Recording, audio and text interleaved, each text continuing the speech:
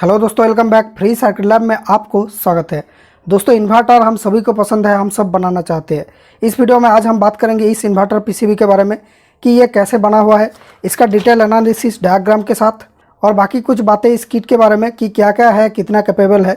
और इस वीडियो के एंड में इस पीसीबी के बारे में कुछ ऐसी फ्लॉ आपको बताऊँगा जिसको देखने के बाद आप बोलेंगे भाई इसको किसी पढ़ा लिखा आदमी ने डिज़ाइन नहीं किया होगा। तो भैया, इस कंट्रोलर के अंदर मेन आईसी के तौर पे यूज किया गया है K3525 आईसी। तो ये SG3525 ये सेम आईसी होता है। SG3525 के बारे में कल की वीडियो में एक पूरा डिटेल्स एनालिसिस किया था कि कैसे ये चीज़ काम करता है। इसका pin outs, data sheet, internal circuit ये सब बताया था उस वीडियो में। तो अगर आप नहीं देखे तो उस वीडियो को आप इसके बाद देख लेना, डिस्क्रिप्शन में लिंक है। दोस्तों, ये है इसकी सर्किट डायग्राम। तो फर्स्ट हम लोग बात कर लेते हैं कि इसमें एक्चुअली फंडा क्या चल रही है। यहाँ से आपका 12 वोल्ट इनपुट आया या फिर 24 वोल्ट, जो भी है इसकी किट की जो स्पेसिफिकेशन है उसमें लिखा होगा। यहाँ पर एक कैपेसिटर है इनपुट की फिल्ट्रेशन के लिए। यहाँ पर एक डायोड है प्रोटेक्शन के लिए। अगर आपने उल्टा लगा दिया बैटरी को तो ये प्रोटेक्ट करेगा, इस तरफ की सर्किट को ख़राब नहीं होने देगा। यहाँ पर कंट्रोलर आईसी चिप लगा हुआ है, ये हाई स्पीड में स्विचिंग कर रहा है। और ये दोनों मॉसफेट इस आईसी की इन्फॉर्मेशन से स्विच कर रहा है, मतलब कि स्क्वायर वेव से। उसके बाद ये ट्रांसफार्मर है सेंटर टैप्ड, इसकी सेंटर में लगा हुआ है पॉजिटिव बैटरी की वोल्टेज, और जो नेगेटिव है वो दोनों मॉसफेट की सोर्स में लगा हुआ है, इसका और इसका।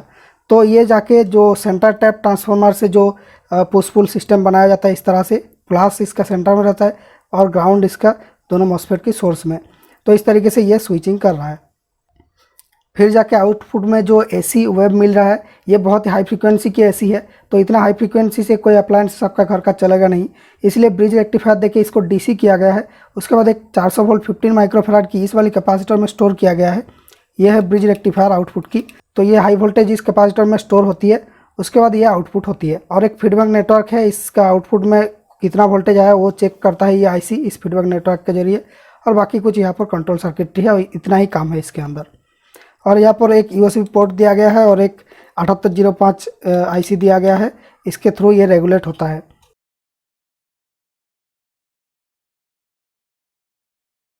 तो यहाँ पर नीचे से आपका 12 वोल्ट इन हुआ, तो ये 12 वोल्ट जाके एक डायोड में गया, उसके बाद कैपेसिटर में गया, फिल्टर कैपेसिटर, और ये माइनस और ये प्लस। ओके, यहाँ पर फ्यूज नहीं दिया गया है, फ्यूज आपको अलग से जो इसका कवर है उसमें देखने को मिलता है। ये देखिए फ्यूज है, तो इसको अलग से देना पड़ता है फ्यूज। किसी किसी बोर्ड में हो सकता है इस टाइप की, किसी बोर्ड में फ्यूज इसके अंदर ही दिया हुआ हो बोर्ड के अंदर।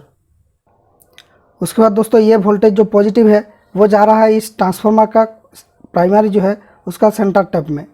और यही वोल्टेज एक और पॉइंट से आते हुए ये एक छोटा रजिस्टर और एक बड़ा रजिस्टर के थ्रू जाके ये आईसी में वीसीसी सप्लाई करता है। इस जेनर डायोड में रेगुलेट होकर 8 वोल्ट बनाती है, क्योंकि ये आईसी 8 वोल्ट में चलती है। और यहाँ पर 12 से 24 वोल्ट तक आप दे सकते हैं। तो ये जो छोटा रजिस्टर है और ये जो बड़ा रजिस्टर है वो ये दोनों है। ये छोटा रजिस्टर 4.7 ओहम की और ये बड़ा रजिस्टर 180 ओहम की। तो ये दोनों मिलके यहाँ पर एक जेनर डायोड लगाया गया है। इस जेनर डायोड के थ्रू ये फिल्ट्रेशन होती है। उसके बाद यहाँ पर 2 कैपेसिटर लगाया गया है, ये एक 100 माइक्रोफैराड और ये 104 नंबर की पीएफ कैपेसिटर। ये दोनों मिलके ये जो जेनर डायोड से जो वोल्टेज बना इसको फिल्ट्रेशन करती है इस आईसी को स्मूथ आउटपुट देने के लिए। उसके बाद ये इस आईसी की वीसीसी पिन यानी 13 और 15 पिन एक साथ होके यहाँ पर वीसीसी दिया गया है। यहाँ पर दोस्तों आईसी की पिन आउट्स के बारे में आपका कुछ कन्फ्यूजन रह सकती है, तो डिस्क्रिप्शन में जो इस SG3525 का वीडियो है वो देखने से आपको पूरा क्लियर हो जाएगा। तो आप जस्ट इसको सुनिए, उसके बाद ही उस वीडियो को देख सकते हैं। और इस आईसी में ग्राउंड दिया गया है, ये 12 और 10 नंबर की पिन को ग्राउंड किया गया है। ये है शटडाउन पिन 10 नंबर की, इसको ग्राउंड करना पड़ता है वरना ये आईसी शटडाउन हो जाएगी। और इन दोनों को लेके यहाँ पर ग्राउंड किया हुआ है। जहाँ पर भी आपको ये वाला सिंबल मिल रहा है इस तरह का, सभी बैटरी का माइनस के साथ यानी ग्राउंड के साथ कनेक्टेड है। ये बैटरी का माइनस है, तो ये सब एक साथ है। उसके बाद दोस्तों, यहाँ पर जो आईसी का CT और RT पिन है, ये दोनों आईसी का फ्रीक्वेंसी सेटिंग के लिए काम आता है। तो CT में एक टाइम सेटिंग कैपेसिटर लगाया जाता है, RT में एक रजिस्टर लगाया जाता है, ये टाइम सेटिंग करता है। तो वो रजिस्टर है ये वाला और CT कैपेसिटर है ये वाला। यहाँ पर 1000J मतलब 1000J कैपेसिटर लगाया गया है। ये है एक्चुअली 100 पिकोफैराड मुझे लगता है। और ये रजिस्टर दिया गया है 22K की, ये फ्रीक्वेंसी सेट करने के लिए। इन दोनों को चेंज करके आप फ्रीक्वेंसी चेंज कर सकते हैं, हालांकि वो करके कोई फ़ायदा नहीं होगा, जो बनाया हुआ है वही यूज करना बेहतर होगा। बाकी दोस्तों यहाँ पर एक कॉम्पेंसेशन पिन है और 2 एरर एम्पलीफायर का इनपुट पिन है। ये है बेसिकली फीडबैक लेने के लिए। यहाँ पर एक एरर एम्पलीफायर है। एरर एम्पलीफायर दिखने में ऐसा दिखता है, वो एक ट्रायंगल जैसा होता है। तो ट्रायंगल में 2 इनपुट होती है, एक में हम लोग एक फिक्स्ड वोल्टेज देते हैं और इसमें हम लोग एक वेरिएबल वोल्टेज देते हैं। तो वो वेरिएबल वोल्टेज अगर इस फिक्स्ड वोल्टेज से ज़्यादा हो गया तो आउटपुट हाई हो जाती है, और इससे अगर कम होगा इससे ये वोल्टेज तो ये आउटपुट लो हो जाती है। तो इसको बोलते हैं एरर एम्पलीफायर या फिर कंपैरेटर बोलते हैं। ओके, सो कंपैरेटर का सिस्टम उस वीडियो में डिस्कस किया हुआ है। तो ये बेसिकली जो आउटपुट से फीडबैक आ रहा है उसको देख रहा है कि यहाँ पर जो वोल्टेज बना वो ठीक वोल्टेज बना कि नहीं, वो यहाँ पर कंपेयर हो रही है। उसके बाद ये इस पिन में आउटपुट जा रही है। जो ये वाला पिन है वो पिन 9 है, ये पिन 1, ये पिन 2। ओके, तो ये पिन 1, 2 और 9 इनमें कंपैरेटर लगा हुआ है। एनीवे, तो 9 पिन में एक 103 कैपेसिटर लगाया गया है ग्राउंड से, तो ये स्टेबिलिटी बनाएगा। और यहाँ पर ये जो माइनस में इसका एक नेगेटिव फीडबैक नेटवर्क है, ये एक रेजिस्टर और एक कैपेसिटर। ये रेजिस्टर प्रॉब्ली 450K होगा, मैंने लिखना भूल गया। उसके बाद ये कैपेसिटर 683J, ये कैपेसिटर, ये रेजिस्टर। और यहाँ पर एक 1 के रेजिस्टर है, वो 16 नंबर की पिन से पिन 2 में दिया गया है एरर एम्पलीफायर का पॉजिटिव में। मतलब कि जो फिक्स्ड वोल्टेज मैंने बताया था ना, वो फिक्स्ड वोल्टेज में दिया गया है। तो फिक्स्ड वोल्टेज वी रेफ से निकलता है 5 वोल्ट।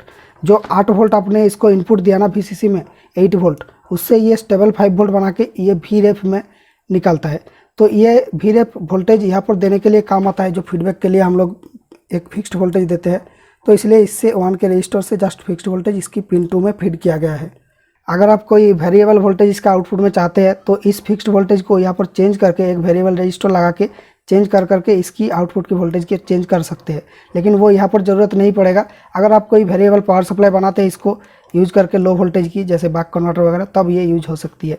एनीवे, तो अब हम लोग बात करते हैं कि जो ये मॉसफेट की सेक्शन है ये कैसे काम करता है। यहाँ पर जो आउट है और आउट भी 2 पिन है, यहाँ पर 14 और 11 नंबर की पिन, इन दोनों पिन से 2 सिग्नल निकलती है। वो दोनों सिग्नल बिल्कुल अपोजिट होता है। एक में, दोनों में ही स्क्वायर वेव निकलता है।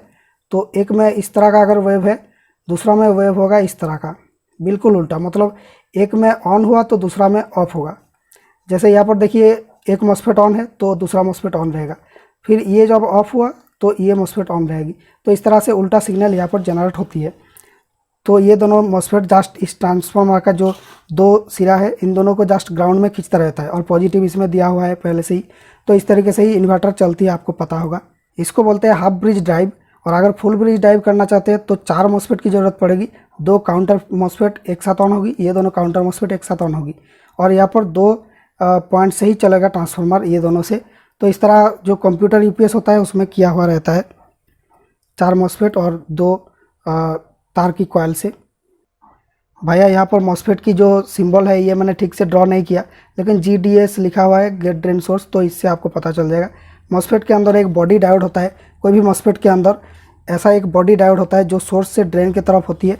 तो ये बॉडी डायोड यहाँ पर काम आ रही है इस मामले में कि जब यहाँ पर स्विचिंग बंद किया जाता है तो इस ट्रांसफार्मर की जो कॉइल है, इससे जितना एनर्जी इस तरफ गया तो गया, बाकी जितना एनर्जी इसमें स्टोर हो गया वो यहाँ पर वापस बैकफायर मारती है।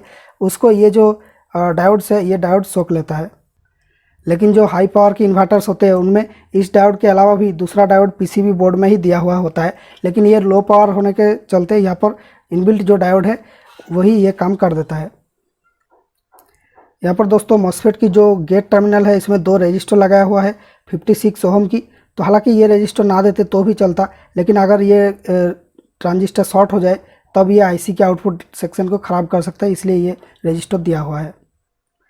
तो भैया ये सर्किट बहुत ही सिंपल है, लगभग सारी चीज़ें डिस्कस कर लिया। लास्ट यहाँ पर जो फीडबैक नेटवर्क है इसको डिस्कस कर लेते हैं।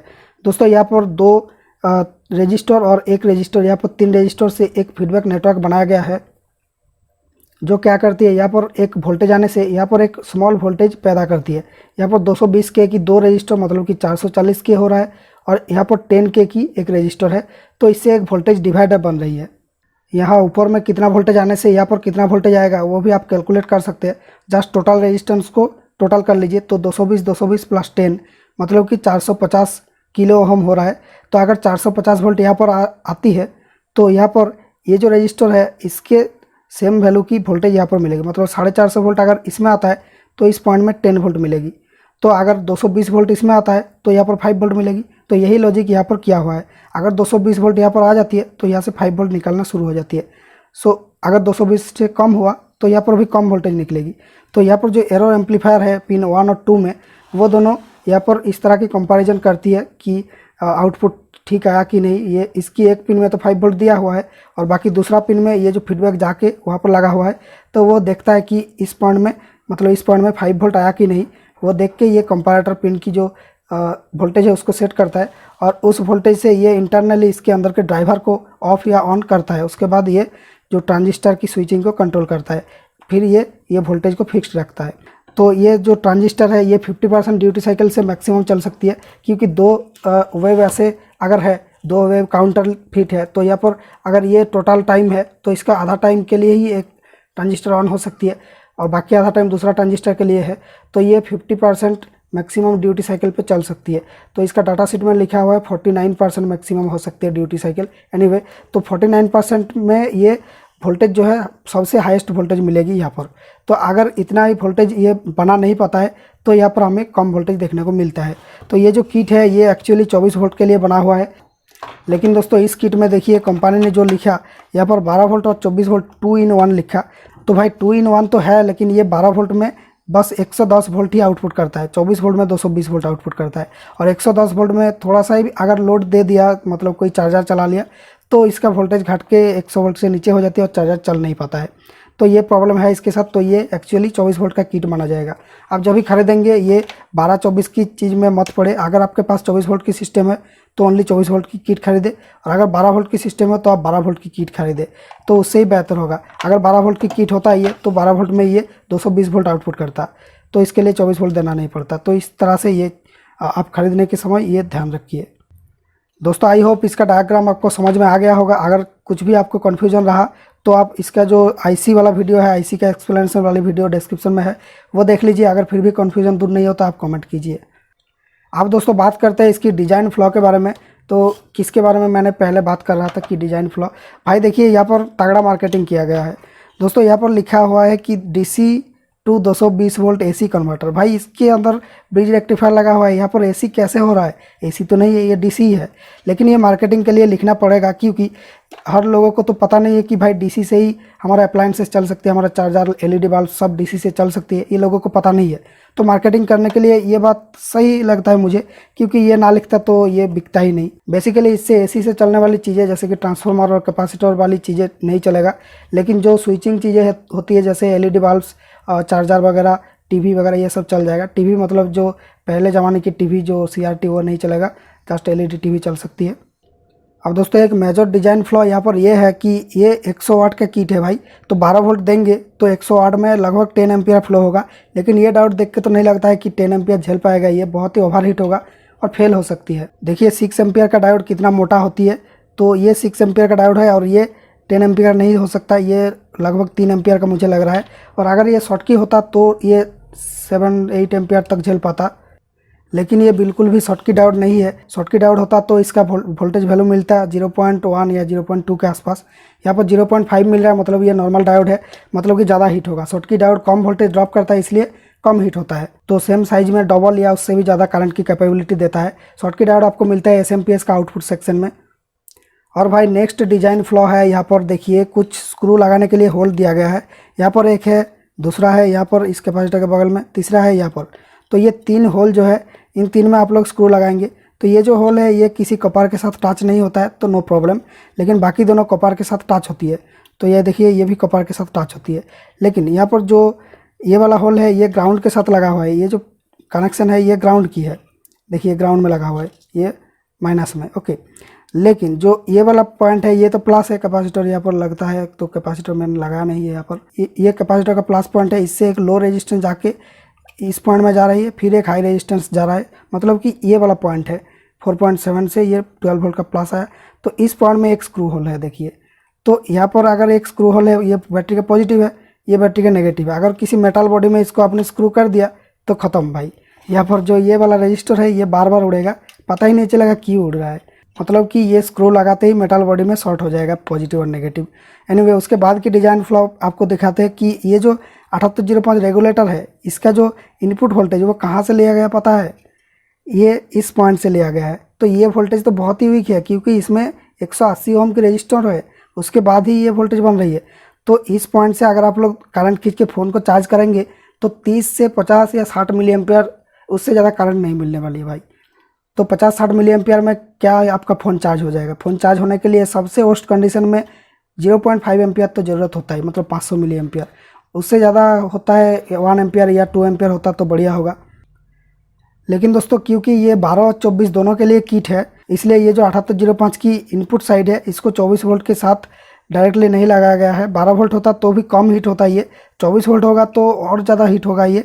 तो इसमें जो हीट सिंक ज़रूरत पड़ने वाली है वो बहुत ही बड़ा होना चाहिए, तभी ये झेल पाएगा 24 वोल्ट से 5 वोल्ट बना पाएगा। क्योंकि यहाँ पर इनपुट में जितना हाई वोल्टेज देंगे और आउटपुट में जितना लो वोल्टेज निकालेंगे उतना ही ज़्यादा ये हीट होगा। तो इस चीज़ को रोकने के लिए इसने क्या किया, जस्ट मार्केटिंग करने के लिए 5 वोल्ट तो निकाल दिया, लेकिन 5 वोल्ट में ज़्यादा पावर ताकत है नहीं। तो जस्ट इससे आप उम्मीद मत रखिए कि इससे आपका फ़ोन चार्ज हो जाएगा। जस्ट 5 वोल्ट निकलेगा, बस 30-40 मिली एम्पियर, उससे ज़्यादा नहीं निकल सकते हैं। तो दोस्तों आपको ये वीडियो कैसा लगा कमेंट्स में बताएं। अगर इस वीडियो से आपको कुछ सीखने को मिला तो इस वीडियो को लाइक कीजिए, हमारे चैनल को सब्सक्राइब कीजिए ऐसे ही इन डेप्थ ट्यूटोरियल के लिए। तो दोस्तों अगर मेरा काम पसंद आता है आप हमारे चैनल को सपोर्ट कर सकते हैं ज्वाइन बटन से, सुपर थैंक्स से, या फिर इस UPI ID में कुछ डोनेट करके, क्योंकि इससे क्या होगा, मैं व्यूज़ के चक्कर में ना पड़ के आपके लिए एजुकेशनल कंटेंट लाता रहूँगा। थैंक यू फॉर वॉचिंग, मिलेंगे नेक्स्ट वीडियो में।